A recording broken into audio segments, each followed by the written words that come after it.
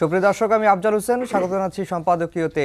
অন্তর্বর্তী সরকারের নিরপেক্ষতা নিয়ে পাল্টাপাল্টি বক্তব্যে উত্তপ্ত দেশের রাজনীতি। বিএনপির স্থায়ী কমিটির সদস্য মির্জা আব্বাসের অভিযোগ, বিএনপিকে আওয়ামী শিবিরের দিকে ঠেলে দেওয়ার চেষ্টা করা হচ্ছে। আওয়ামী লীগের বিরুদ্ধে সকল রাজনৈতিক দলকে এক হওয়ার আহ্বান জানিয়েছেন জামায়াতের আমির। আর জাতীয় নাগরিক কমিটির আহ্বায়ক বলেছেন, বিচার আর সংস্কার প্রক্রিয়ায় বাধা দিলে তাদের পরিণতি হবে শেখ হাসিনার মতো। এসব নিয়ে আমাদের আজকের সম্পাদকীয় উত্তপ্ত রাজনীতির মাঠ। আর এ নিয়ে আলোচনার জন্য স্টুডিওতে উপস্থিত আছেন সায়েদ আবদুল্লাহ, ফ্রিল্যান্সার, জার্নালিস্ট ও অ্যাক্টিভিস্ট, মাসুদ কামাল, সিনিয়র সাংবাদিক, এবং নাজমুল হাসান, সাধারণ সম্পাদক, বাংলাদেশ ছাত্র অধিকার পরিষদ এবং কেন্দ্রীয় সমন্বয়ক, বৈষম্য বিরোধী ছাত্র আন্দোলন। দর্শক, আপনারা এই আলোচনায় অংশ নিতে পারেন, এজন্য আপনাদের ফোন করতে হবে টেলিভিশনে দেখানো নম্বরে। এছাড়া ফেসবুকের মাধ্যমে আপনাদের মন্তব্য পাঠাতে পারেন। আলোচনা শুরুর আগে জানিয়ে দেবো এখনকার প্রধান শিরোনামগুলো।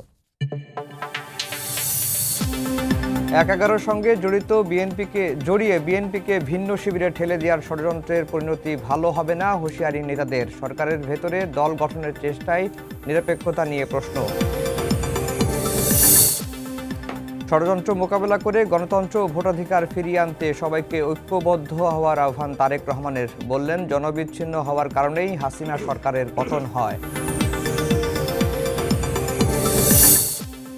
গণহত্যার বিচার ও সংস্কারে বাধা দিলে পরিণত হবে ভয়াবহ, জাতীয় নাগরিক কমিটির হুঁশিয়ারি। ৭২-এর সংবিধান বিলুপ্ত করে বহুদলীয় গণতন্ত্র প্রতিষ্ঠার দাবি। জামায়াতকে বিদেশে চলে যেতে বলারাই পালিয়েছে। আওয়ামী লীগের বিরুদ্ধে সব দলকে এক হওয়ার আহ্বান আমিরের। ভোট সামনে রেখে সমমনাদের মধ্যে ঐক্যের ইঙ্গিত ইসলামী আন্দোলনের।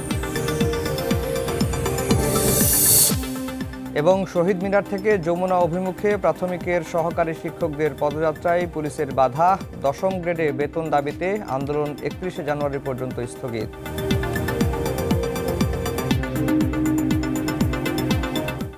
দর্শক, শিরোনাম শুনছিলেন। আমরা আজকের আলোচনার বিষয় দিয়েছি উত্তপ্ত রাজনীতির মাঠ।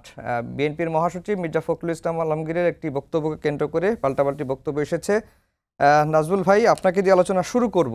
বর্তমানে যে পরিস্থিতি, রাজনীতির মাঠ শীতকালে আবার গরম হচ্ছে, সামনে নির্বাচনের একটা ডামাডোলের আওয়াজও পাওয়া যাচ্ছে। এটাকে অনেকেই পজিটিভলি দেখছেন যে গণতান্ত্রিক ধারা বজায় রাখতে গেলে বা গণতান্ত্রিক সমাজে এই ধরনের পথ থাকবেই।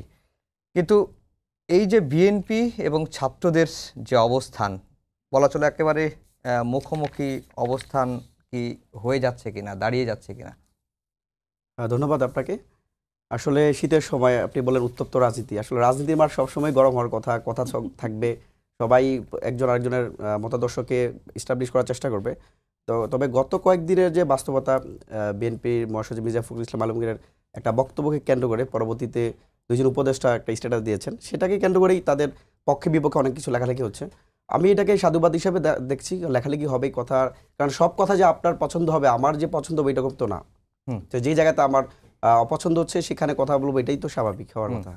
এখন আমি মনে করি বর্তমান সময়ের প্রেক্ষাপটে ২০২৪ সালে জুলাই আগস্টে যে ছাত্র নাগরিক অভ্যুত্থান হয়েছে, যে বৃহত্তর একটা ঐক্যের মাধ্যমে হয়েছে, বৈষম্যবিরোধী ছাত্র আন্দোলন যদি নেতৃত্ব দিয়েও থাকে, কিন্তু সেই নেতৃত্বের পিছনে কারা ছিল?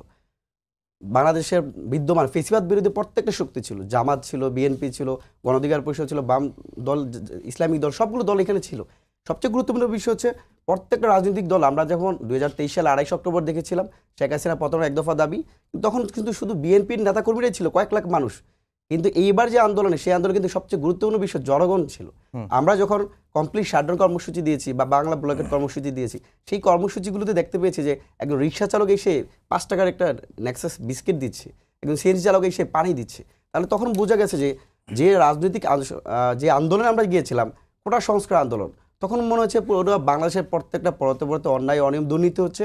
মানুষ গত ১.৫ যুগ যাবত যে নির্যাতন নিষ্পেষণের শিকার হয়েছে, তারই প্রেক্ষিতে তখন রাষ্ট্র সংস্কার আন্দোলনের ডাক দেওয়া হয়েছে। আমি মনে করি যে বৃহত্তর একটা ঐক্য হয়েছিল, প্রত্যেকটা রাজনৈতিক দল, প্রত্যেকটা ছাত্র সংগঠন প্লাস জনগণের সাথে যে ঐক্যমত, সেই অবস্থায় থেকে যেন আমরা কোনোভাবেই কোনো ব্যক্তির স্বার্থে, কোনো দলের স্বার্থে যেন আমরা পিছিয়ে না যাই, সেই জায়গাটা আমাদের মনে রাখা উচিত, বিবেচনা করা উচিত। এবং সবচেয়ে গুরুত্বপূর্ণ বিষয় মনে করি আমি, যেটা এখন দেখতে পাচ্ছি, সবাই, সরকার, বৈষম্যবিরোধী ছাত্র আন্দোলন, নাগরিক কমিটি অথবা রাজনৈতিক দলগুলো সবাই নিজেকে এক একজন শেখ হাসিনাকে বেশি শক্তিশালী মনে করতেছে। এক একজন, প্রত্যেকটা পার্টিসিপেন্ট তারা মনে করতেছে আমি শেখ হাসিনার চেয়ে শক্তিশালী। তাদের মনে রাখা উচিত, আপনি যদি শেখ হাসিনার চেয়ে বেশি শক্তিশালী হতেন, গত 17 বছর বা 15 বছর লাগতো না শেখ হাসিনাকে হঠাতে।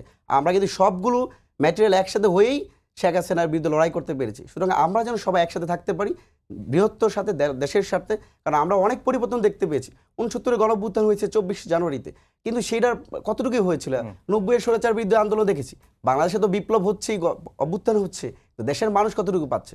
সেক্ষেত্রে এবার অনেক দেশের মানুষ অনেক বেশি আশাবাদী ছিল যে আকাঙ্ক্ষার বাংলাদেশের রাজনীতি হবে, আকাঙ্ক্ষার ভিত্তিক যে একটা নতুন বাংলাদেশ বিনির্মাণ হবে, সেই জায়গাতে যেন আমরা স্বার্থের দিকে ঘেঁষাঘেঁষি না করে আমরা দেশের স্বার্থে কথা বলা উচিত।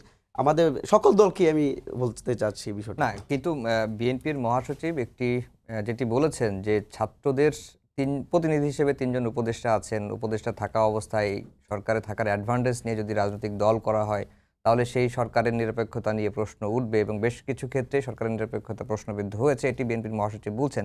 কিন্তু এর সঙ্গে 1/11 সরকারকে মেলানোর বা 1/11 মতো সরকারের কথা এলো কিভাবে? আপনার কাছে কি মনে হয় যে কেন আসলো? আসলে দেখুন, ফখরুল ইসলাম আলমগীর সাহেব যে বক্তব্য দিয়েছেন সেটা আসলে উচিত। আমরাও মনে করি, এবং আমার মনে হচ্ছে নাহিদ ইসলাম বা আসিফ মাহমুদ তারা যদি রাজনৈতিক দলের সাথে জড়িত হয় অবশ্যই তারা পদত্যাগ করে আসবে। যদি রাজনৈতিক দল ঘোষণা হওয়ার পর তারা পদত্যাগ না করে তখন আপনার প্রশ্ন তুলতে পারেন। আর দ্বিতীয় বিষয় হচ্ছে নাহিদ ইসলামের যে বক্তব্য যে 1/11কে টেনে নিয়ে আসা। দেখেন, এই গভর্নমেন্টে যদি ছাত্ররা না থাকতো তাহলে কি হতো? কারা থাকতো এখানে? এই অভ্যুত্থানের নেতৃত্ব দিয়েছে ছাত্ররা। বিগত কোনো সময় কিন্তু হয় নাই।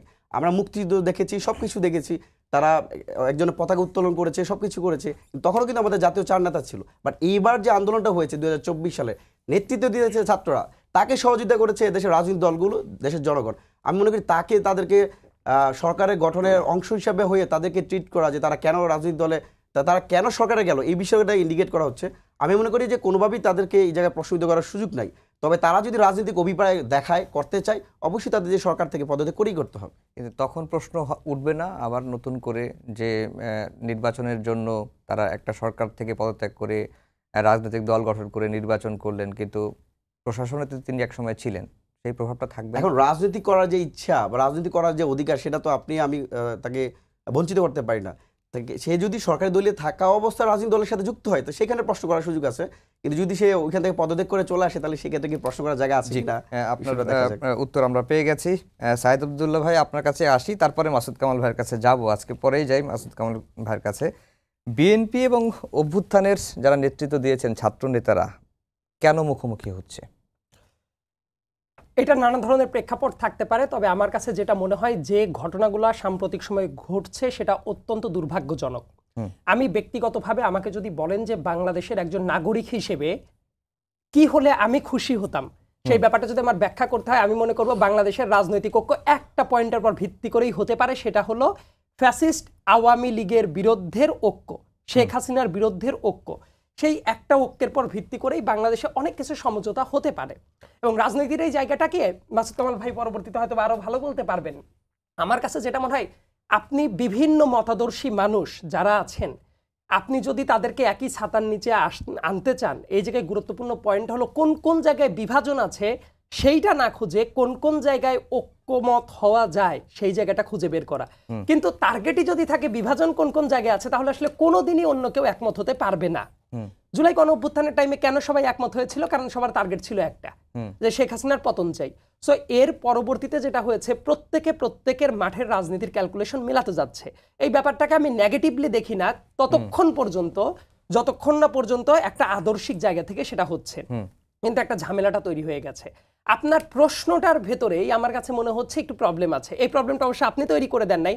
কালকে আমার বন্ধু, আমার খুব ঘনিষ্ঠ বন্ধু নাহিদ ইসলাম যে স্ট্যাটাসটা দিয়েছে, সেটা আমার কাছে ব্যক্তিগতভাবে মনে হয়েছে, নাহিদের একজন শুভাকাঙ্ক্ষী হিসেবে মনে হয়েছে, এইটা নাহিদের রাজনৈতিক জীবনের রাজনৈতিক স্ট্যাটাস যতগুলো আছে তার ভেতরে যদি সবচেয়ে বড় ব্লান্ডার হয় এই স্ট্যাটাসটা সেটা। এবং এই জায়গাতে সিরিয়াস কয়েকটা প্রশ্ন তোলার জায়গাটা আছে। খেয়াল করে দেখেন, আমি কিন্তু আগেই বলছি ছাত্রদের একটা রাজনৈতিক দল গঠন করা অত্যন্ত জরুরি, এটা বাংলাদেশের জন্যই জরুরি। এমনকি শুধু বাংলাদেশের জন্য, আমি মনে করি বিএনপির জন্য, জামাতের জন্য, প্রত্যেকের জন্যই ভালো। কারণ একটা দল যদি না গড়ে ওঠে তাহলে ভোট ব্যাংকের একটা অংশ, তখন কেউ বিএনপিকে ভোট দিবে না, জামাতকে ভোট দিবে না, তাদের তো একটা ভোট দেওয়ার জায়গাটা দরকার। সো ছাত্রদের একটা ভালো সোশ্যাল ক্যাপিটাল ছিল, সেই জায়গা থেকে একটা দল গঠন করা অত্যন্ত জরুরি এবং সেটা বাংলাদেশের জন্যই ভালো হতো। গ্যাঞ্জামটা যে জায়গায় লেগে যায়, নাহিদ যখন এই স্ট্যাটাসটা দিল, পুরো টার্গেটটা করা হলো বিএনপিকে তাক করে। আমার প্রশ্নটা হলো, সেম ধরনের কথা মির্জা ফখরুল ইসলাম আলমগীরের আগে জামাতের আমির শফিকুর রহমান সাহেব বলেছেন, অন রেকর্ড বলেছেন। তাহলে এই স্ট্যাটাসে একটা সিঙ্গেল বারের জন্য জামাতের আমিরকে বা জামাতকে কেন টার্গেট করা হলো না? মানে সব দায় যদি বিএনপির হয় তাহলে তো জামাতের আমির যে কখন কথা বলেছে, নাহিদের স্ট্যাটাসের ভেতর যদি আমি দেখতাম দুইজনকে নিয়ে মন্তব্য করা হয়েছে, অ্যাটলিস্ট নাহিদের বক্তব্যের সাথে আমি একমত কি দ্বিমত পোষণ করি সেটা পরের আলাপ, কিন্তু তার নিজস্ব গ্রাউন্ডটা জাস্টিফাইড হতে পারতো। এই জায়গাতে মনে হয়েছে আমার একটা ব্লান্ডার মনে হয়েছে, এবং যে মন্তব্যটা করেছে যে বিএনপি ১/১১ সরকার চাচ্ছে, আমার কাছে মনে হয় এইটা একেবারেই হটকারিতার একটা ব্যাপার। একটা কথা মনে রাখাটা খুব বেশি মাত্রায় জরুরি, ডক্টর মোহাম্মদ ইউনূস যখন এসেছিলেন উনি কি বলেছিলেন যে উনার নিয়োগকর্তা কারা? এই ছাত্ররা। উনার নিয়োগকর্তা যদি ছাত্ররা হয়ে থাকে তাহলে তার নিয়োগকর্তাদের নিয়োগ করা ছাত্রদের বাইরে যারা আছে, ডক্টর মোহাম্মদ ইউনূসের নিয়োগকর্তা কারা? ছাত্ররা। তার মানে এই ৩ ছাত্র উপদেষ্টা যদি না থাকে, এইটা যদি ১/১১ সরকার হয়, তার মানে কি নাহিদের স্ট্যাটাস ধরে এটাই আসে না যে ডক্টর মোহাম্মদ ইউনূস হিমসেলফ উনিও ১/১১ সরকার? তো একটা ক্যাবিনেটের সিদ্ধান্ত কিন্তু ইন্ডিভিজুয়াল কোনো সিদ্ধান্ত না, কালেকটিভ সিদ্ধান্ত। তার মানে ডক্টর মোহাম্মদ ইউনূসের পরও এই ছাত্রদের কোনো আস্থা নাই? এটা তো সাংঘাতিক রকমের একটা কথাবার্তা। তার মানে এই স্ট্যাটাসটা যেটা আমার কাছে মনে হয়েছে, এটা এমন হতে পারে আবেগের বশবর্তী হয়ে বা যে কোনোভাবেই হোক, অন্তত নাহিদের কাছ থেকে আমি আরো দায়িত্বশীল আচরণ সবসময় এক্সপেক্ট করি। আরেকটা ব্যাপার হলো এই স্ট্যাটাসের মাধ্যমে দেখেন যে মুহূর্তে সে বলছে যে তারা না থাকলে ১/১১ সরকার হয়ে যেত, এই কথাটা সিরিয়াস রকমের একটা আপত্তিকর কথা।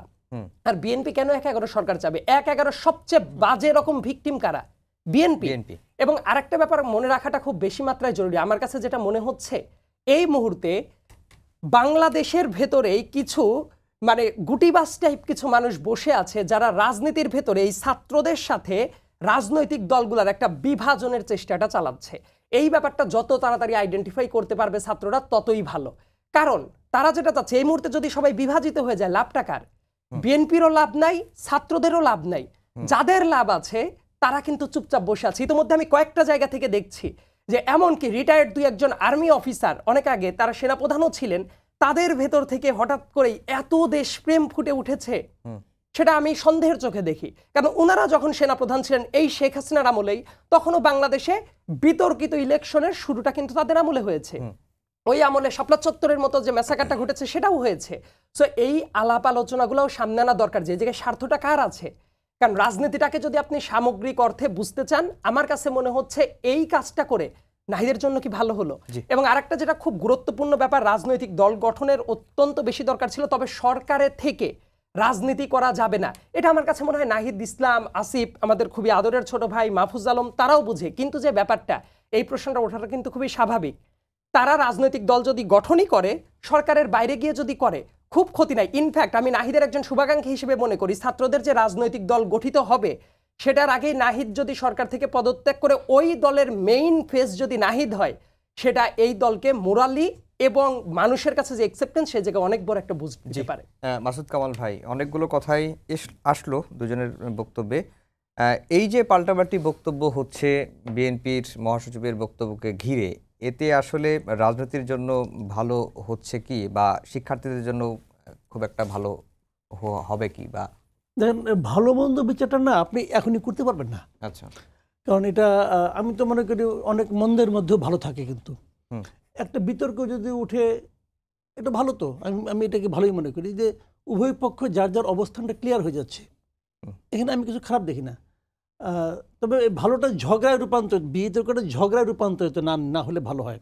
বিতর্ক চলুক, বিতর্ক হওয়াটা আমি মনে করি এটা স্বাস্থ্যকর একটা প্রক্রিয়া।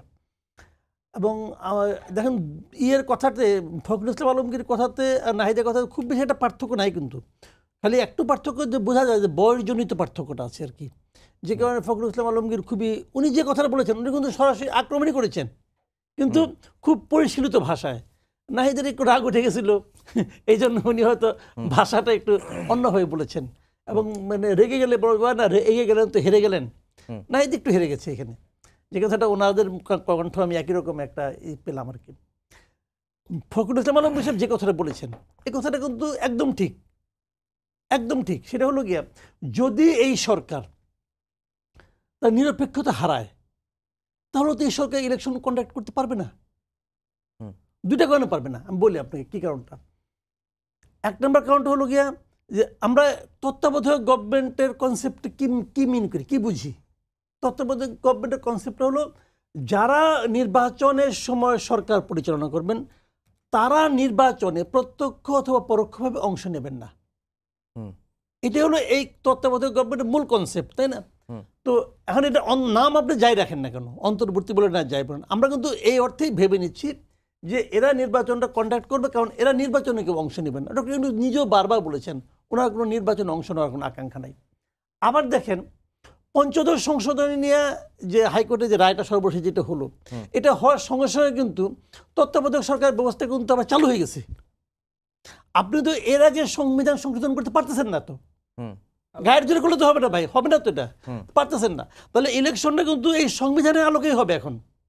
সেখানে যে তত্ত্বাবধায়ক গভর্নমেন্টের যে ফরম্যাটটা এখন আছে, সংবিধান যেটা বলতেছে আছে, তো সেই আলোকেও তো একটা নির্দলীয় সরকার থাকতে হবে, যার কেউ ইলেকশন করতে পারবে না। এখন আমাদের যে ক্যাবিনেটটা, সরকারের ডেফিনেশনটা কি? যারা ক্যাবিনেটে আছে তাদেরকে তো আমি সরকারের পার্ট মনে করব। তারা কি ইলেকশনের কথা ভাবছে না, ইলেকশনের আয়োজন করছে না, ইলেকশন করবে বলে এলাকায় জানান দিচ্ছে না? আপনি খবর নিয়ে দেখেন, যান না বাড়ির কাছে আছে কুমিল্লা মুরাদনগর, যান না ওখানে, যে দেখেন আসিফ মাহমুদের জন্য ওর বাবা, ওর পরিবারের লোকজন, ওখানে ওনার লোকজন সবাই মিলে মিটিং মিছিল করছে কিনা দেখেন। যে সবাই তো জানে যে এই লোকগুলি ইলেকশন করবে, তো আপনি ইলেকশন কীভাবে করবেন যদি আপনি গভর্নমেন্টে থাকেন? এখন আসিফ মাহমুদ সজীব ভুঁইয়া উনিও সেটা স্ট্যাটাস দিয়েছেন কালকে, সেটা হলো যে যদি কেউ নির্বাচন করে তাহলে উপদেষ্টা পদ থেকে পদত্যাগ করেই করবে, এই তো বলেছে। খুব ভালো কথা। কারণ আমি যদি পাল্টা প্রশ্ন করি, কবে পদত্যাগ করবে? যেদিন উনি সাবমিশন করবেন আপনার মনোনয়নপত্র, ওই দিন? আপনি এর আগ পর্যন্ত হোমওয়ার্ক করবেন, করে যেদিন আপনি মানে এর আগ পর্যন্ত হাল বাইলেন, যেদিন বীজ বপন করবেন ওই দিনে আপনি প্যান্ট শার্ট খুইলা লুঙ্গি পরে বললেন যে আমি কৃষক, এটা তো হবে না, এটা তো হবে না। যদি আপনাকে আগের থেকে বুঝতে হবে যে আপনি করবেন কি করবেন না। তো এই অবস্থায় মির্জা ফখরুল ইসলাম আলমগীরের বক্তব্যটা আমি মনে করি এটা খুবই বিবেচনায় নেওয়া উচিত এই সরকারের, বিশেষ করে সরকার প্রধানের। এবং আমি এটাও মনে করি সরকার প্রধানের উচিত হবে এসে এই তিনজনকে বলা, তোমরা যদি ইলেকশন করো তাহলে তোমরা রিজাইন করো। তিনজনকে বলা উচিত আমি মনে করি, কারণ ইন দ্য মিন টাইম তাদের কিন্তু ওই অবস্থাটা হারিয়েছেন। দেখেন শারজিস আলম কিছুদিন আগে এই নভেম্বরে উনি বলেছিলেন যে এই নাগরিক কমিটি এরা কোনো রাজনৈতিক দল হবে না, রাজনৈতিক শক্তি হবে, এবং দল এবং শক্তির পার্থক্য উনি ডিফাইন করছেন ওখানে ওই দিন। তো গতকালকে আক্তার সাহেব কি বললেন? উনি বলেছেন যে ফেব্রুয়ারি থেকে রাজনৈতিক দল হচ্ছে এবং 100 জনের কাছে নামের প্রস্তাব পাইছে, তো দল তো হচ্ছে। একজন মুখ্য সংগঠক, একজন সদস্য সচিব। তো এই যে দুই ভিন্ন কথা, এতে কিন্তু আমার কোনো আপত্তি নাই। আপত্তি নাই এই কারণে কি, গতকালকে আমি যা বলছি এর মধ্যে আমার কিছু জ্ঞান প্রাপ্তি ঘটতেও পারে, সে কারণে আমার নতুন জ্ঞান থেকে নতুন বক্তব্য আসতেও পারে, সমস্যা নাই। কিন্তু এই কথার মাধ্যমে কি হচ্ছে যে তাহলে একটা পলিটিক্যাল পার্টি হচ্ছে, এবং তাহলে নাগরিক কমিটি আবার সার্ভিস কিন্তু আগে বলেছে যে 27 থেকে 28 যে বয়স যাদের কম তারা হলো ছাত্র বৈষম্যবিরোধী ছাত্র আন্দোলন, আর এরপরের থেকে এরপরেরগুলি হবে নাগরিক কমিটি। আর তারপরে আরেকটা গ্রুপ কি আছে যারা ভাগ্যবান, তারা হবে উপদেষ্টা। তিনজন ভাগ্যবান, তিনজনকে পাওয়া গেছে, তারা উপদেষ্টা হয়েছে। তো আলটিমেটলি সবাই তো সবাই তো এক ঘরের বাসিন্দারা, সবাই নীতিগতভাবে আলোচনা, এবং এরা যে দাবিগুলি করে ওই দাবিটা ওখানে রিফ্লেক্ট হয়, ওখানে ইকো হয়, আমরা দেখছি। তো কোনো সমস্যা তো নাই, এতে আমার কিন্তু কোনো আপত্তি নাই। বাট এই যে মাঝখানে হঠাৎ করে দেখলাম আসিফ একদিন বলতেছে যে আমি এখন আর বৈষম্যবিরোধী ছাত্রতে নাই, এটা আমার কাছে মনে হয়েছে ওর এই যাবৎ সবচেয়ে দুর্বল একটা বক্তব্য। নাই কেন বাবা, তুমি তো আসলে ওইটা, তোমার তো আসল পরিচয় তুমি বৈষম্যবিরোধী ছাত্র আন্দোলনের একজন সমন্বয়ক, আর এটা তো খুবই ক্ষণস্থায়ী একটা পরিচয়, অল্প সময়ের জন্য একটা অন্তর্বর্তীকালীন সরকারের নামই তো অন্তর্বর্তীকালীন সরকার, তাই না? তো অন্তর্বর্তীকালীন জন্য যে দায়িত্ব তুমি পেয়েছ এইটাই প্রধান হইতে পারে, এটা তো হয় না, ওইটাই তোমার পরিচয়। যে কারণে আমি এখন যেটা মনে করি যে ওনারা ধীরে ধীরে খোলস ছেড়িয়ে বেরিয়ে আসছেন, এটা অতি উত্তম একটা মানে আপনার মনে করি পরিবর্তন। এইভাবেই ওনাদের অগ্রসর হওয়া উচিত। জি, এবং যে পলিটিক্যাল পার্টি হচ্ছে, আমি এই পলিটিক্যাল পার্টির জন্য আমি তো এটা খুব সম্ভাবনা আমার পলিটিক্যাল পার্টি মনে করি। রিয়েলি আমাদের দেশের অনেক লোকের সঙ্গে আমি আলাপ করে দেখছি, তারা সবাই খালি বলে ভাই বিকল্প কোথায়। এখন যদি এরা একটা বিকল্প দিতে পারে অতি উত্তম, আর এরা যদি এখন যে আচরণ কিছু কিছু আচরণ দেখছি ওটা কিন্তু আর বিকল্প মনে হচ্ছে না, ওটা কিন্তু গতানুগতিক আচরণ মনে হচ্ছে। তারা এখান থেকে বেরোতে হবে, তাদের বুঝতে হবে জনগণ আসলে কী চায়, আমি কি চাই দ্যাট ইজ নট ইম্পর্ট্যান্ট। জনগণ কি চায় এবং জনগণ আমার কাছে কি চায় দ্যাট ইজ মোস্ট ইম্পর্ট্যান্ট। জি যদি এইটা তারা অনুভব করতে পারে আমি মনে করি এটা খুব সম্ভাবনা আমার একটা দল হবে। নাজমুল হাসান, আমরা দেখতে পাচ্ছি যে এই যে ঐক্যটা তৈরি হয়েছিল ৫ আগস্টের আগে, একটি পয়েন্ট নিয়ে তো তৈরি হয়েছিল যে শেখ হাসিনার পতন বা পদত্যাগের দাবিতে, এবং ৫ আগস্টের পরে নানা ইস্যুতে রাষ্ট্রপতির পদত্যাগ, ৭২-এর সংবিধান, জুলাই ঘোষণাপত্র সহ নানা ইস্যুতেই গণমাধ্যমে গণঅভ্যুত্থানের যারা অংশীজন ছিলেন তাদের মধ্যে নানা রকম বিভাজন দেখা দিচ্ছে, এবং এই বিভাজনের ফলে লাভটা আসলে কার হচ্ছে? আচ্ছা দেখুন, এখানে বিভাজন তো অবশ্যই আমরা দৃশ্যমান দেখতে পাচ্ছি, কিন্তু এখানে একটা বিষয় স্পষ্ট যে আমরা গত পরশুদিন সম্ভবত নোয়াখালীতে একটা প্রোগ্রামে আব্দুল আল মিন্টু, বিএনপি একজন সিনিয়র নেতা, তিনি বলতেছেন আমাদের বিএনপির সাথে আওয়ামী লীগের কোনো সমস্যা নাই। একজন আমি তরুণ ছাত্রনেতা হিসাবে অথবা আন্দোলনের একজন অংশীদার হিসাবে মনে করছি এই যে বক্তব্য, এগুলো ছাত্র সমাজের কাছে খুব পীড়াদায়ক।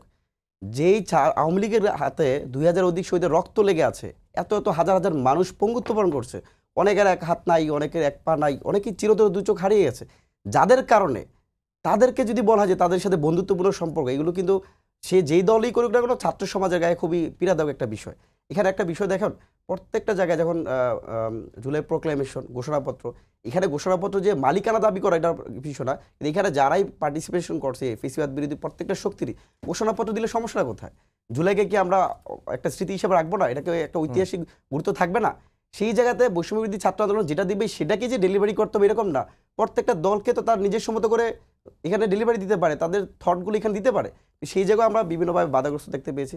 আশা করি এগুলো হচ্ছে তরুণ বা ছাত্ররা যে চিন্তাগুলো করতেছে, যে আকাঙ্ক্ষা বাস্তবায়ন করতেছে, বৃহৎ রাজনৈতিক দলগুলো সেগুলো আসলে বুঝতেছি কিনা আমার কাছে সন্দেহ লাগে। কারণ এখানে আরেকটা পয়েন্ট আছে, সাইয়েদ আবদুল্লাহ যিনি বলেছেন, জামাতের আমির কিন্তু প্রথম থেকেই বলেছেন আমরা আল্লাহর হস্তে তাদেরকে ক্ষমা করে দিলাম, তাদেরকে মাফ করে দিলাম। এই যে বক্তব্য, পরবর্তী মির্জা ফখরুল ইসলাম আলমগীরের বক্তব্য কাছাকাছি একই টাইপের ছিল প্রথম থেকে। কিন্তু দেখেন গত 15-16 বছর সবচেয়ে বেশি নির্যাতিত নিষ্পেষিত দুইটা দল হচ্ছে বিএনপি এবং জামাত। জামাতে অনেক নেতাকে ফাঁসির কাস্টে ঝুলানো হয়েছে, বিএনপির অনেক নেতাকে 15 বছর 16 বছর 17 বছর জেলে খাটিয়েছে। কেন যেন তাদের এখনো আওয়ামী লীগের প্রতি একটা মায়া, মহব্বত, প্রেম, প্রীতি, ভালোবাসা দেখায়, এটা আমরা ছাত্র সমাজের একজন প্রতিনিধি হিসাবে আমাদের খুব কষ্টদায়ক দেয়। এই কারণে হয়তো বা মনে হচ্ছে যে আমরা যা চাচ্ছি তারা কি বুঝতেছে। একই সাথে আমাদের যে রাজনৈতিক দলের নেতারা, যারা আমাদের সিনিয়র, যারা আমাদের গুরুজন, যারা বয়োজ্যেষ্ঠ, যারা অনেক জ্ঞানী, জ্ঞানগর্ভ আলোচনা করেন, বিগত সময় বাংলাদেশে ভূমিকা রেখেছেন, তারা কেন জানি তরুণদেরকে মানতে পারে না। তারা কেন জানি কথায় কথায় কটাক্ষ করা, মাসুদ কামাল ভাই এখানে বলেছেন, আসিফের একটা বক্তব্য নিয়ে খুব সুন্দরভাবে বলছেন, তারপর সমস্যা কোথায় সমাধান হতে পারে কি। কিন্তু তাদের বক্তব্য কি জানেন, উপদেষ্টাদের নিয়ে বলে তারা তো আমার হাঁটুর বয়সী বাচ্চা ছেলে, রাজনীতিতে অনভিজ্ঞ, কোনো কিছু নাই। এই যে মানে কটাক্ষ করে কথা বলা, এগুলো কেন যেন আমাদের গায়ে লাগে। এটা তো শুধু নাহিদ বা আসিফকে না, আমি যে এখানে আছি এরকমও না, কিন্তু এইখান থেকে আমাদের রাজনীতি দলের নেতাদেরকে আসলে সরিয়ে আসা উচিত। তারা কেন মনে করে আমরাই সব কিছু করছি, আমাদেরই এদের পিচ্ছি ছেলে পেলে, এদের কথাবার্তা শোনা যাবে না, এরা কি করছে, কয়েকদিন আন্দোলন করছে, জুলাই আগস্ট 1.5 মাস আন্দোলন করে বর্ণাত হয়ে গেছে। এই যে দৃষ্টিভঙ্গি, আসলে এখান থেকে আমাদের পরিবর্তন হওয়া উচিত। নেতাদের একই সাথে আমাদেরও, তারা আমাদের গুরুজন, তারা শ্রদ্ধার ব্যক্তি, তাদেরকে যেন আমরা সম্মান করি, সেই জায়গা আমাদের দিকেও রাখা উচিত। তাহলে আমরা মনে করি বিভাজন মানে কাউকে পক্ষ বিপক্ষ এই জায়গাগুলো এখনই যাবে না। যেহেতু আওয়ামী লীগের প্রসঙ্গটা আনলেন, যে জামায়াতের আমির কি বলেছেন, ক্ষমা করে দেওয়ার কথা, আব্দুল আল মিন্টু কি বলেছেন, কিন্তু আপনাদের ছাত্র প্রতিনিধি তো সরকারে আছে, সরকার আওয়ামী লীগকে নিয়ে কোনো পদক্ষেপ কেন নিল না? তাহলে সরকারের জায়গা থেকে এখন পর্যন্ত যেটা দেখেছি, আমরা দাবি জানিয়েছিলাম সন্ত্রাসী সংগঠন ছাত্রলীগকে নিষিদ্ধ করার দাবি জানিয়েছি, সেটা পরবর্তীতে নিষিদ্ধ করা হয়েছে। আওয়ামী লীগের জায়গায় যে বিচার প্রক্রিয়া, যেখানে এখানে আমরা দীর্ঘসূত্রতা দেখতে পেয়েছি। একটা বিষয় দেখেন, আন্তর্জাতিক অবৈধ ট্রাইব্যুনাল গঠন করা হয়েছে, যারা একটা অভ্যুত্থানে এত 2000, আমরা যেটা এখনও জানতে পেরেছি বিভিন্ন মাধ্যমেই তথ্য, সরকারিভাবে এখন পর্যন্ত 882 জনের শহীদের লিস্ট আসছে। কিন্তু এই যে এতগুলো মানুষকে হত্যা করছে যারা, তাদের জন্য একটা অপরাধ ট্রাইব্যুনাল দিয়ে হয়ে যাবে? যদি আমরা বিচারের যে দীর্ঘসূত্রটা এখান থেকে রোধ করতে চাইতাম, তাহলে মিনিমাম সরকার জায়গা থেকে 20টা ট্রাইব্যুনাল গঠন করা দরকার ছিল। তাহলে আমরা মানে একটা কথা যেটা একটা জায়গাতে আরও বেশি করলে এই বিচারে যে দীর্ঘসূত্রটা সেটা কমানো যেত। সেই জায়গাতে সরকারের দেখেন, এই যে অন্তর্বর্তীকালীন সরকার, প্রত্যেকটা গভর্নমেন্ট, যেখানে বিএনপি ছিল, বিএনপির বিশাল একটা ফিল্ডের একটা স্ট্রাইকিং ফোর্স ছিল, ছাত্র দল, যুব দল বা অনেক রাজনৈতিক দল ছিল, আওয়ামী লীগের সেটা ছিল। এই গভর্নমেন্টের কি সেই মানে ইন্ডিভিজুয়াল কোনো শক্তি আছে যারা তাদেরকে প্রত্যেকটা কাজে লাগাবে? আমরা প্রথম দিক থেকে অনেক বেশি প্রত্যেক রাজনৈতিক দলের একটা ঐক্যমত দেখতে পেয়েছি, তাদের সহযোগিতা দেখতে পেয়েছি, বাট যখন দিন যত যাচ্ছে সেই জায়গাতে সহযোগিতার হাতটা মনে কমে যাচ্ছে, যার কারণে গভর্নমেন্ট চাইলেও অনেক জায়গায় হচ্ছে না, আবার গভর্নমেন্টের অনেক জায়গায় অসাধ্য আছে এবং গভর্নমেন্ট অনেক জায়গায় দুর্বলতা পরিলক্ষিত হচ্ছে, যার কারণে বিচারগুলো ওইভাবে হচ্ছে না। সাইদ আব্দুল্লাহ, আমাদের চাহিদা অনুযায়ী হচ্ছে যেটি একটা কথা খুবই গুরুত্বপূর্ণ তিনি বললেন যে ছাত্রদেরকে নিয়ে নানা রকম তুচ্ছ-তাচ্ছিল্য করা হচ্ছে, যারা এই গণ-অভ্যুত্থানের নেতৃত্ব দিল তাদেরকে নানা রকম ভাবে কটাক্ষ করা হচ্ছে এবং সিনিয়র যারা রাজনীতিবিদ তারা এগুলো করছেন। এবং নাহিদ ইসলামের আরেকটি স্ট্র্যাটেজি কিন্তু ছিল যে 5 আগস্টের পর থেকেই ছাত্রদের আসলে মাইনাস করে দেওয়ার একটা চেষ্টা হচ্ছে বা এখনো চলছে। এই প্রশ্নটার জায়গায় আসলে আমার মনে হয় যে মুদ্রার তো দুইটা পৃষ্ঠই আছে, এই দুইটা ব্যাপারই ভাবাটা খুব বেশি মাত্রায় জরুরি। আমি আগেই বলেছি নানা জায়গা থেকে, রাজনৈতিক দলের জায়গা থেকে, ছাত্রদের জায়গা থেকে, উভয় জায়গা থেকেই বেশ কিছু ইগোর কনফ্লিক্ট হচ্ছে। এই ব্যাপারটা যত কমিয়ে আনা যেত ততটাই ভালো হতো। কিন্তু সামগ্রিকভাবে যেটা মনে হচ্ছে, ইয়েস, অনেক সিনিয়র রাজনীতিবিদ আছেন যারা অনেক সময় কথাবার্তা বলেন, আমার কাছে মনে হয় সেই কথাবার্তাগুলো আরেকটু যদি সংযতভাবে বলা যেত, একই মেসেজ যেত, কিন্তু ওই যে আরেকজনেরকে কটাক্ষ করার যে জায়গাটা সেটা কমে যেত। পলিটিক্যাল দলগুলো, প্রত্যেকটা পলিটিক্যাল দলেরই এই কোঅর্ডিনেশনের অভাব দলের ভেতরে কিছু কিছু ক্ষেত্রে অবশ্যই আছে, এটা মানে অস্বীকার করার কোনো উপায় নেই। এবং সেই জায়গাটা তারা যদি কমিয়ে আনতে পারে ভালো। এবং আমি সবসময় একটা কথা বলি, দেখেন এই গণ অভ্যুত্থান পরবর্তী সময়ে টিপিক্যাল রাজনীতিবিদদের জন্য রাজনীতি করাটা খুবই কঠিন হয়ে যাবে, কারণ অতীতে কখনোই কোনো সরকারকে বা কোনো পলিটিশিয়ানকে এইভাবে ডিরেক্ট প্রশ্ন করা যেত না। ইভেন আপনারাও এখন কিন্তু অনেক পলিটিশিয়ান যারা সামনে বসে থাকবে ডিরেক্ট যে প্রশ্নটা করতে পারেন অতীতে হয়তো বা করতে পারতেন না। এটা সামগ্রিক একটা বাংলাদেশের জন্য একটা দমবন্ধ টাইপ অবস্থা ছিল। মানুষও কিন্তু এখন প্রশ্নটা করে। সো অতীতে যেভাবে ভয় ডরে প্রশ্ন করবে না ভেবে যা খুশি তাই বলে দেওয়া যেত, এখন সেটা করা যাবে না, আর একটু দায়িত্বশীল হতে হবে। একই সাথে রেসপেক্টের ব্যাপারটা খুবই মিউচুয়াল একটা ব্যাপার। দেখেন, আমার একজন সিনিয়র যদি পলিটিশিয়ান থাকে, আমি ব্যক্তিগতভাবে যেটা বিশ্বাস করি, অভিজ্ঞতারও একটা বড় দাম আছে। আমি ধরেন যে একজনের কথার সাথে একমত পোষণ করছি না, কিন্তু দেখা গেল উনি রাজনীতিবিদ একজন, উনাদেরও তো বিভিন্ন ক্ষেত্রে অনেক কন্ট্রিবিউশন আছে, সেইটাকে যদি আমরা বিনয়ের সাথে যদি বলি, সেই ব্যাপারটা মনে হয় যে নিজেদের কাছে ছোট হয়ে যাওয়া না। মানে রেসপেক্টের জায়গায় তো একজন সিনিয়রকেও তো রেসপেক্টটা করা যায়। যেমন মাসুদ কামাল ভাই বসে আছেন, ওনার দেখা গেল যে একটা পার্টিকুলার পয়েন্টে আমি একমত না, সেই জায়গাটাও যদি আমি ঝগড়া সুরে না বলে উইথ ডিউ রেসপেক্ট যদি আমি ওই জায়গাতে আর্গু করি, আমার মনে হয় মাসুদ কামাল ভাই সেটাকে নেগেটিভলি নেবেন না। মানে এই মুহূর্তে কিন্তু দেশের ঐক্যের জায়গাটা খুব সিরিয়াস লেভেলের দরকার ছিল, কিন্তু কাদা ছোড়াছুরিতে আসলে কারোই কোনো লাভ হচ্ছে না। সো আমার কাছে যেটা মনে হয়, অনেক ক্ষেত্রে খেইটা আমরা অনেক ক্ষেত্রে রাখতে পারছি না। পলিটিশিয়ানদের জায়গা থেকে তো অবশ্যই আমাদের জেনারেশনের অনেকেই, যেটা এই যে অনেকেই কিন্তু আমিত্বকে ভুলতে পারছে না। মানে শেখ হাসিনার পতন ঘটে গেছে, কিন্তু কোনো কিছু আমরাই করেছি, আমরাই করে ফেলেছি, এই জায়গাটা থেকেও সিরিয়াসলি আমাদের বের হয়ে যাওয়ার দরকারটা আছে। এই কারণে দেখবেন মির্জা ফখরুল ইসলাম আলমগীরের সাথে কেউ কেউ অধ্যত্বপনার সাথে তুলনা করছে, সেও নাকি আর একজন ওবায়দুল কাদের। আবার এইটার বিপরীতে আবার যেটা হচ্ছে, নাহিদের সাথে মেলানো হচ্ছে যে ওবায়দুল কাদের আর নাহিদের সুর একইভাবে মিলে যাচ্ছে। কিন্তু আসল ঘটনাটা কি ছিল? ওবায়দুল কাদেরের বিরুদ্ধে নাহিদেরও যেমন স্ট্যান্ড আছে, মির্জা ফখরুল ইসলাম আলমগীরের তো ঐতিহাসিকভাবে স্ট্যান্ডটা থাকার কথা। তাহলে আলটিমেটলি লাভবান হচ্ছে কারা? আলটিমেটলি লাভবান হচ্ছে সেই পক্ষটা যারা নাহিদদেরও পক্ষ না, যারা মির্জা ফখরুল ইসলাম আলমগীরেরও পক্ষ না। এবং এই জায়গায় আরেকটা গুরুত্বপূর্ণ ব্যাপার যেটা মাথায় রাখা উচিত, রাজনীতিটাকে না আমি শুধুমাত্র ভোটের রাজনীতির জায়গাতেই সীমাবদ্ধ করে দেখতে চাই না। রাজনীতির কিন্তু ফ্রেমওয়ার্কটা অনেক বড়। এই কথাটা শুনলে আবার অনেকেই বিভিন্নভাবে বুঝতে পারে তৃতীয় বিশ্বের একটা দেশের রাজনীতি চলে হলো ইকোনমিকে কেন্দ্র করে। ইকোনমিক অবস্থা কি স্টেবল আছে? সামনের রোজার মাসে দ্রব্যমূল্যের দাম যদি এই সরকারি নিয়ন্ত্রণে না রাখতে পারে, অনেক ধরনের সমস্যা হতে পারে। এমনকি নির্বাচিত সরকার আসার আগ পর্যন্ত ফরেন ডিরেক্ট ইনভেস্টমেন্ট সেটা আসবে না। বিজনেস পয়েন্ট অফ ভিউ থেকে বাইরের অনেক দেশ, তারা কিন্তু অনেক বিজনেস গ্রুপ ইনভেস্ট করে শান্তি পাবে না। এই বাস্তবতাগুলোও তো মাথায় রাখা উচিত, কারণ একটা দেশের ইকোনমি যদি খারাপ হয়ে যায়, তখন যে মানুষটা আজকে বলছে যে চমৎকার কাজ হয়েছে, কালকে সেই বলতে পারে অতীতেই তো ভালো ছিলাম। তখন আপনি কিন্তু ওই একজন গ্রামের সাধারণ মানুষ, সে 3 বেলা শান্তি মতো খাইতে চায়, সে নিরাপদে বাস করতে চায়, সে কিন্তু অনেক তাত্ত্বিক আলাপ বুঝে না। সো একটা দেশের সংকটটাকে কিন্তু শুধু রাজনীতির ময়দান, এই ভোটের আলাপই না, অনেক কিছু জড়িত আছে। কিন্তু আমাদের দেখার ভীষণটাও আমার কাছে মনে হয় অনেক ক্ষেত্রে এককেন্দ্রিকভাবে দেখছি, বা অনেকের বক্তব্য শুনলে মনে হয় যে খুবই এককেন্দ্রিক বক্তব্য দিচ্ছে। ইনস্ট্যান্টলি হাতে তালি দেওয়ার মতো বক্তৃতা অনেক জায়গাতেই হচ্ছে, কিন্তু এতে করে আমার মনে হয় যে সামগ্রিক দৃষ্টিভঙ্গিটার পর প্রভাবটা অনেক বেশি কমে যাচ্ছে।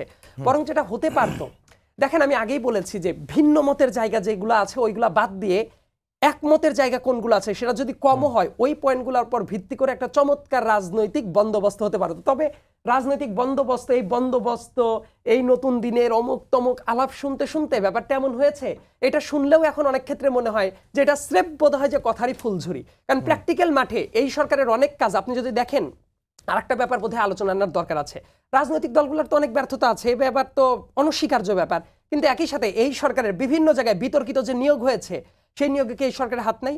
সচিবালয়ে যে এত এত এত অপকর্ম হয়েছে, সেই সচিবালয়ে এখনো পুরাতন ফ্যাসিস্ট রেজিমের সচিবরা বসে আছে, এটা কার? অনেক জায়গায় ভুলভাল ডিসিশন হয়েছে, সেটাও কি ওই স্ট্যাটাসের বদলতে কেউ বলবে এটাও বিএনপির দায়, এটাও বিএনপির দায়, এটাও বিএনপির দায়? তাহলে সরকারে যারা বসে আছে অনেক জায়গায় উপযুক্ত কাজটা সরকার করতে ব্যর্থ হয়েছে, এটার দায় কার? অনেক উপদেষ্টা আছেন 4-5 জন যাদের কোন নামগন্ধও কেউ জানে না। জুলাই এই গণ অভ্যুত্থানে যারা আহত ছিল তাদের চিকিৎসা ঠিক অনেকেই দেখি, মানে অধিকাংশই দেখবেন অল্প কয়েকজনেরই নাম শোনা যায় কাজ করছে, অধিকাংশেরই কোনো ইয়ত্তাই নাই। জুলাই গণ অভ্যুত্থানে এই যে ছাত্রদের আহত ছাত্রদের চিকিৎসার ব্যাপার, এটাও কি বিএনপির দায়? সেই চিকিৎসা কি ঠিকমতো হয়েছে?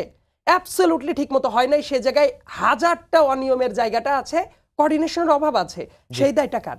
আবার দেখেন বিভিন্ন ক্ষেত্রে যে ধরনের ডামাডোলের মতো অবস্থা চলছে, সংকটের জায়গাটা অনেক জায়গা থেকে আছে, কিন্তু কারো ঘাড়ে বন্দুক রেখে এককেন্দ্রিক দোষারোপের জায়গাটা যদি করতে হয়, আমার মনে হয় যে ছাত্রদের পলিটিক্যাল পটেনশিয়ালের জায়গাটা যদি নষ্ট হয়ে যাবে এবং এটা বাংলাদেশের জন্য অত্যন্ত খারাপ একটা কাজ হবে।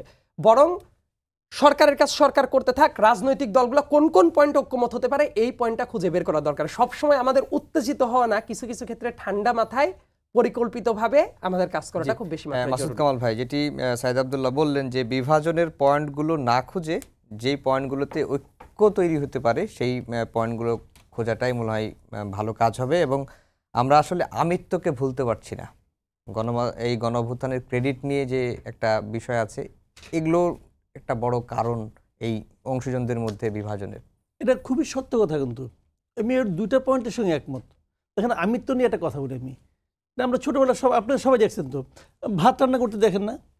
এখন আমি বললাম ভাই আমি ভাত রান্না করি, নিয়ে চাউল ধুয়ে আমি পানিতে বসাই দিলাম, সঙ্গে সঙ্গে কিন্তু আপনি বলে এই ভাত তো হয় নাই, ভাত হয় না কেন, ভাত হয় না কেন, যদি আপনি বলতে থাকেন তাহলে ভাতটা কিন্তু হবে না। আবার এই ভাতটা ফুটতে ফুটতে একসময় মার গালতে হবে। তাই আমি ওকে বললাম যে ভাই আমি একটু তুমি একটু মাঠটা গেলে দাও, তুমি হাতে তোমার তাপ কম লাগে, তুমি মাঠটা গেলে দাও। ও মাঠটা গেলে দিল। আর ও যদি বলে পুরো ভাতটাও রান্না করছে, হবে? হবে না তো। এই ভাত রান্নার শুরু থেকে শেষ পর্যন্ত প্রত্যেকটা মুহূর্ত যে যেটা দেখেছে, যে যে সঙ্গে ছিল, প্রত্যেকের কিন্তু এর ভূমিকা আছে। আমাদের কোনো একটা জায়গায় আপনি ছিঁড়ে দেন, বাদ দেন, এই চেইনটা ভেঙে যায়, ভাতটার হবে না। This is the point. শেষ মুহূর্তে কে মার গাড়লো, সে যদি বলে এই ভাত রান্না পুরো ক্রেডিট আমাকে দাও, তাহলে এতক্ষণ যারা ওরা আগুন দিল তাদের অবস্থানটা আপনি কি মিন করছেন? এটা তো হয় না। এটা যদি কেউ দাবে, সবাই বলবে ভাই আমি না তুমিই করছো, আপনি সবাইকে তার ক্রেডিটটা দেন, দেখবেন আপনাকেও সবাই ক্রেডিট দিবে। আর আপনি যদি সব ক্রেডিটটা নিজের কাছে নিতে চান তখন সবাই আপত্তি করবে, তখন আপনি হাওয়া হয়ে যাবেন। এটা হলো কি মানে রিয়েলিটি। এখন প্রবলেমটা আমাদের এখানে কিন্তু গত কয়েক মাসে এগুলো ঘটেছে। এখন ঘটেছে বলে আমি কিন্তু অতীত দিয়ে পড়ে থাকতে চাই না। ঘটেছে বলে যে এখানে বের হওয়া যাবে না আমি কিন্তু তা মনে করি না। এখনও অনেক সময় আছে, বের হতে হবে। আপনি বিএনপিকে আন্ডারমাইন করেন না, বিএনপির মানে এই আন্দোলনে বিএনপির অনেক, আচ্ছা একটা কথা বলেন, আমি একটা সিম্পল একটা কথা বলি। যখন আন্দোলন চলছিল শেখ হাসিনা বারবার বলছিল না এই আন্দোলনে বিএনপি আছে, বলছে তো। বিএনপি কি বলছে? না আমরা নাই। বলছে না শেখ হাসিনা এই আন্দোলনে জামাত শিবির আছে, বলছে না? জামাত শিবির কি বলছে আমি আছি? না না এটার মধ্যে আমরা নাই। এখন যখন আন্দোলন হয়ে গেছে, এখন বিএনপিকে বলেন আমার এত লোক আহত হয়েছে, এত লোক মারা গেছে, আমি ছিলাম। জামাতকে বলেন হ্যাঁ আমার এত লোক ছিল তো, আমরা তো সবই জানি ছিল। কাজেই এমন একটা আন্দোলন যেখানে নাকি আন্দোলন চলার সময় নিজের পরিচয়টা প্রকাশ করা যায় না, কারণ প্রকাশটা করলে আন্দোলনটা দুর্বল হয়ে যেত। তো সেই আন্দোলনের ক্রেডিট যদি কেউ নিজে যে নামটা বলতে পারছে সে যদি বলে আমিই করছি, 52 বছর তোমরা কিচ্ছু করতে পারো না, আমরা করে দেখাই দিলাম, এটা আসলে প্রকৃত বাস্তবতা নয়। আর মাঝখান থেকে তাও যদি বলতাম ছাত্র বলতো, এক এনজিও বলে, এক এনজিও উপদেষ্টা বলে 52 বছর কিছু করতে পারেন নাই, আমরা করছি। উনি কি করছেন বলেন তো ভাই আমারে, উনি কি করছেন বলেন? এই আন্দোলন আমি বলি তো, এই উপদেষ্টা মণ্ডলীর 80% ব্যক্তির এই আন্দোলনের সঙ্গে শারীরিক, মানসিক, অর্থনৈতিক, বুদ্ধিভিত্তিক কোনো ইনভলভমেন্ট ছিল না, কোনো ইনভলভমেন্ট ছিল না। ইউনূস সাহেব মনে করছেন ওনাদেরকে নিছেন, এবং ইউনূস সাহেব জীবনের সবচেয়ে বড় ভুলটা এটাই করছেন, এই যে কিছু অযোগ্য লোককে নিয়ে উপদেষ্টা বানাইছেন। ওনার জীবনে এটা হলো সবচেয়ে বড় ভুল। উনি যদি মৃত্যুর আগ মুহূর্তে বসে চিন্তা করেন যে কোন ভুলটা জন্য আমি হাওতাস করবো, সেটা হলো এই ভুল যে উনি একটা অথর্ব ক্যাবিনেট বানাইছিলেন। কারণ ওনাকে মনে রাখতে হতো তার এমন একটা ক্যাবিনেট বানাতে হতো যে ক্যাবিনেটটা হবে নর্মাল পলিটিক্যাল গভর্নমেন্টের চেয়ে অনেক বেশি শার্প, অনেক বেশি ক্যাপাবল, অনেক বেশি এনার্জেটিক। আর এটা যিনি বানাইছেন এটা অথর্ব, মানে এরা একটা কাজ করার পর কিছুক্ষণ ঝিমায়। তো এটা যেহেতু হবে না রে ভাই, তো এখন যে কারণে হচ্ছে কি, এখন দেখেন সমস্যাটা কোথায়, এই এই মানে গভর্নমেন্ট যদি ভালো করতো না, একটা কথা আছে কিন্তু গ্রামে, সেটা হলো জানেন, সাফল্যের কোনো ব্যাখ্যা লাগে না। মনে করেন আপনি ভাঙাচোর একটা দল পাঠালেন বিদেশে ক্রিকেট খেলতে, এই দল জিতে আসলো, যাওয়ার আগ মুহূর্তে কিন্তু আমরা সবাই মিলে বিশ্লেষণ করছি এর বোলারটা ভালো হয় নাই, এর স্পিনার নাই, একটা ফাস্ট বোলার নাই, অথবা উইকেট কিপার ভালো মতো নড়াচড়া করে না, বডি ফিটনেস নাই, বলছি যখন জিতে গেছে তখন কিন্তু আর কোনো ব্যাখ্যার দরকার নাই, টিম জিতে গেছে। এই গভর্নমেন্ট যদি ভালোভাবে চলতো, এই 1.5 বছর 2 বছর বিএনপি এই সমস্ত ডায়লগ কেউ পাবলিক খাইতো? কেউ খাইতো না।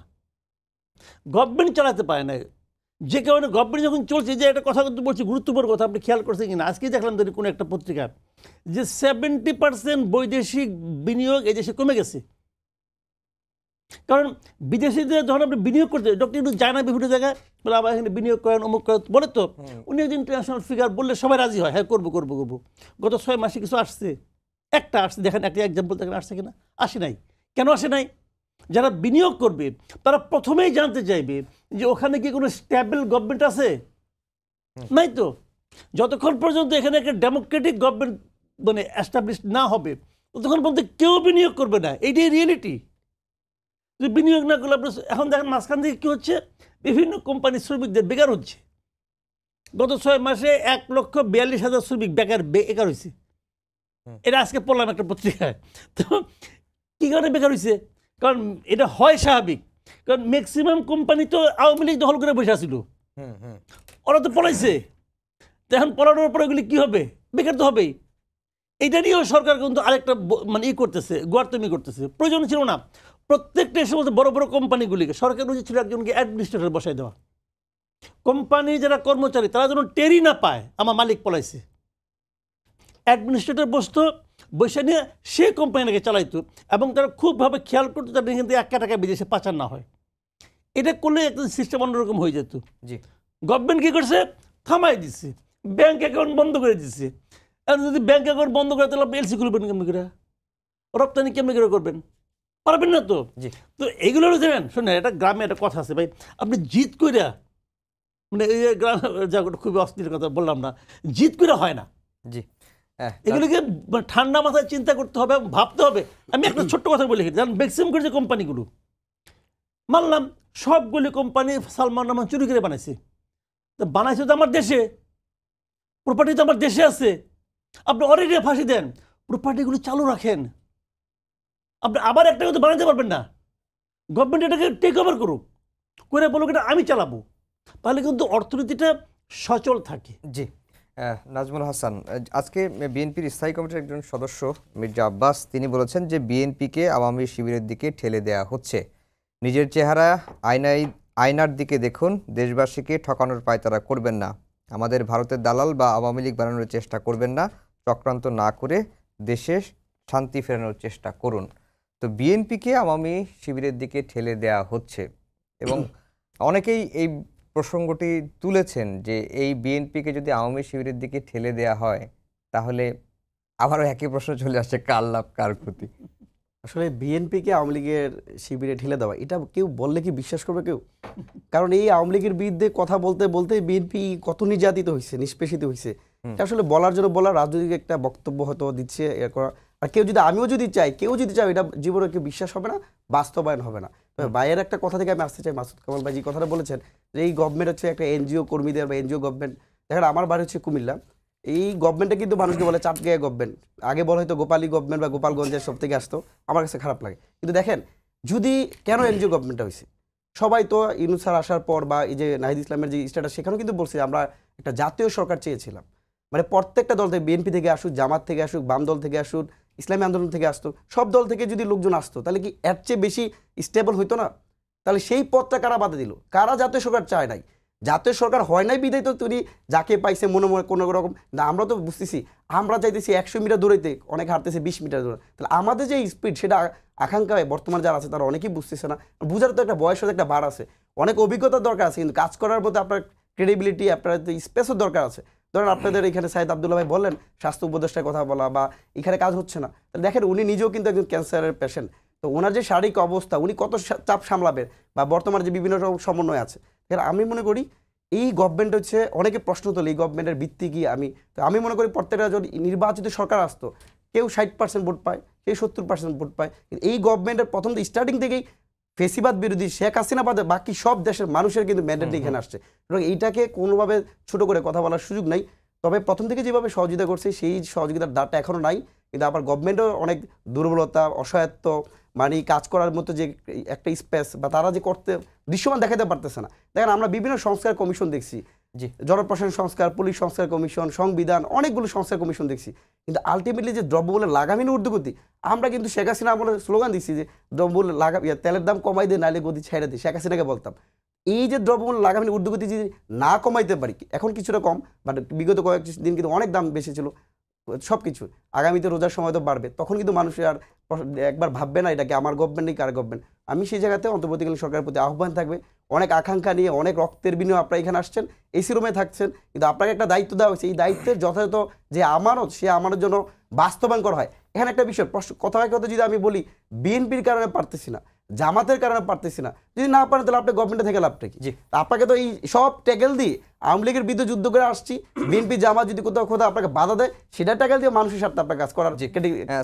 আমরা একেবারে শেষ পর্যায়ে চলে আসছি, আমাদের হাতে আর 1.5 মিনিট সময় আছে। আজকে জাতীয় নাগরিক কমিটির আহ্বায়ক নাসিরউদ্দিন পাটোয়ারি বলেছেন, বিচার ও সংস্কারের কেউ বাধা সৃষ্টি করতে চাইলে, দেশি বিদেশি কোনো ষড়যন্ত্র হলে সবাই মাঠে প্রস্তুতি নিয়ে থাকবেন।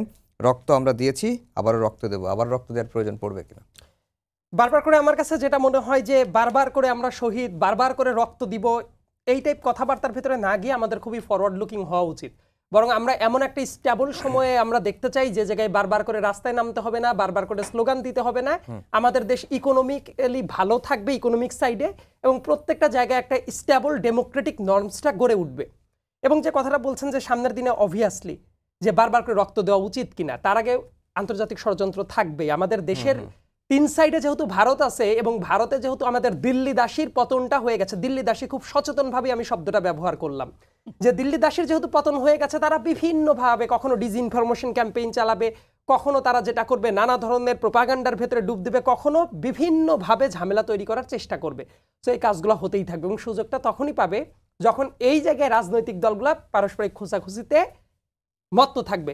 তার চেয়ে আমি যেটা দেখতে চাই, দেশে ভোট হবে, দেশে অন্য সব ধরনের সেটেলমেন্ট হবে, কিন্তু একটা জায়গায় সবার একমত হতে হবে।